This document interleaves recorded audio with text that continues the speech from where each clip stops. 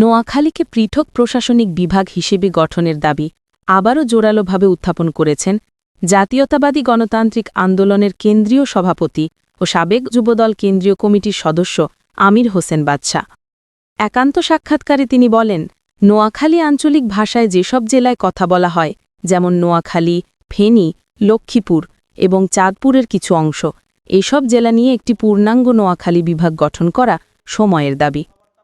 তিনি আরও বলেন, ঐতিহ্য, ভাষা, সংস্কৃতি ও ভৌগোলিক বাস্তবতার দিক থেকে এই অঞ্চলগুলোর মধ্যে গভীর ঐক্য রয়েছে। প্রশাসনিক বিকেন্দ্রীকরণ ও জনগণের সেবা নিশ্চিত করতে নোয়াখালী বিভাগ গঠন প্রয়োজন। আমির হোসেন বাদশা মনে করেন, নোয়াখালী অঞ্চলের অর্থনীতি, শিক্ষা, বাণিজ্য ও সংস্কৃতি উন্নয়নে আলাদা বিভাগ গঠন হলে তা সারা দেশের উন্নয়ন প্রক্রিয়াকে আরও ত্বরান্বিত করবে। বর্তমানে তিনি মিতালি মার্কেট ব্যবসায়ী সমিতির সভাপতি হিসেবেও দায়িত্ব পালন করছেন এবং অতীতে সমমনা পেশাজীবী গণতান্ত্রিক জোটের শীর্ষ নেতা হিসেবেও পরিচিত ছিলেন। আমরা আসলে মূলত নোয়াখালী বিভাগ চাচ্ছি, যদিও ফেনী, নোয়াখালী, লক্ষ্মীপুর মিলে আমরা বিভাগ চাচ্ছি। আমি মনে করি আমাদের নোয়াখালীর ভাষা যতটুকু পর্যন্ত আছে, এদিকে চাঁদপুর, ওদিকে আমাদের মিরেশ্বরাই সহ যারা নোয়াখালীর ভাষা ব্যবহার করে, যারা হানি খায়, ঠিক ততটুকু পর্যন্ত আমি চাই যে নোয়াখালী বিভাগে অন্তর্ভুক্ত হোক। আমাদের মধ্যে কোনো ভেদাভেদ নাই।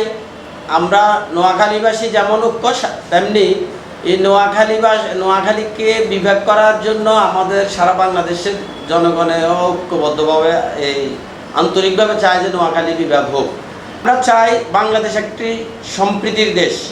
আমরা সবাই ভাই ভাই, আমরা মিলেমিশে থাকতে চাই। নোয়াখালী কুমিল্লার আগে ডিস্ট্রিক্ট হয়েছে, ফেনী, নোয়াখালী, লক্ষ্মীপুর নিয়ে সেটা আমাদের বৃহত্তর নোয়াখালী। পরবর্তীতে সময়ের প্রয়োজনে এটা 3টে ডিস্ট্রিক্টে ভাগ হয়ে গেছে। আমি মনে করি কুমিল্লা থেকে নোয়াখালী ডিস্ট্রিক্ট যেহেতু সিনিয়র, সে 1 নাম্বার দৃষ্টিতে আপনি নোয়াখালীকে বিভাগ করতে পারে। দ্বিতীয় নাম্বার হলো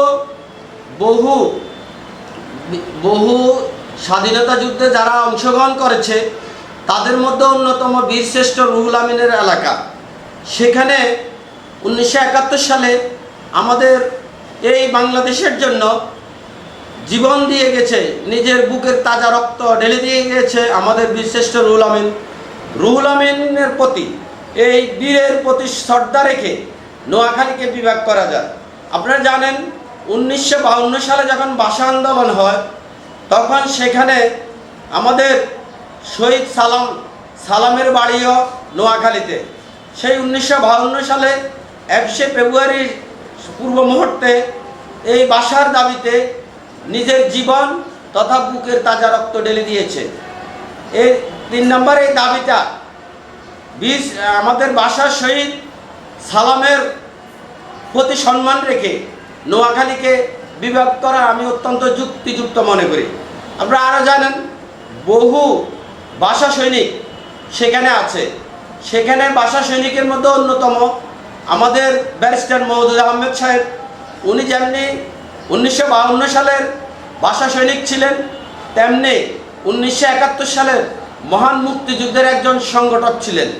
আমি তার নিরিখে সেই দাবিতে আমি মনে করি নোয়াখালীকে, এই যে একজন বীরের জন্ম হয়েছে, তার প্রতি সম্মান রেখে নোয়াখালীকে বিভাগ করা যায়।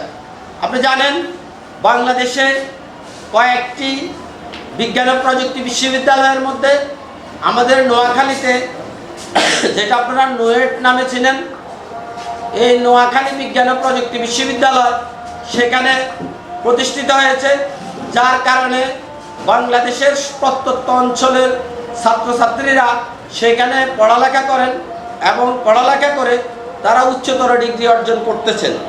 সেই বিজ্ঞান ও প্রযুক্তিকে সম্মান রেখে সেখানে নোয়াখালীকে বিভাগ করা যায়। এটা অত্যন্ত গুরুত্বপূর্ণ ভূমিকা পালন করে।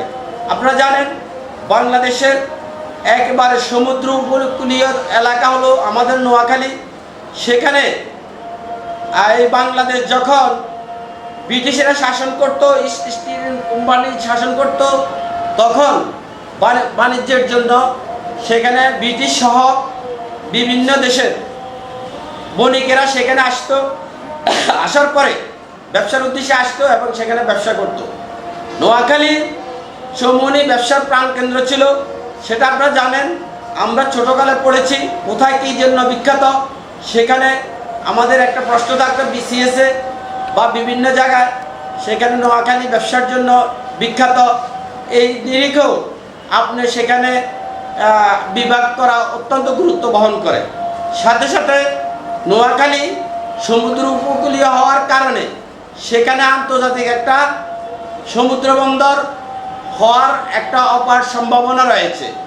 সেই সমুদ্র বন্দরকে আপনার প্রাচুর্যে ভরে দেওয়ার জন্য এবং বাস্তবায়ন করার জন্য নোয়াখালীকে বিভাগ করা অত্যন্ত গুরুত্ব বহন করে।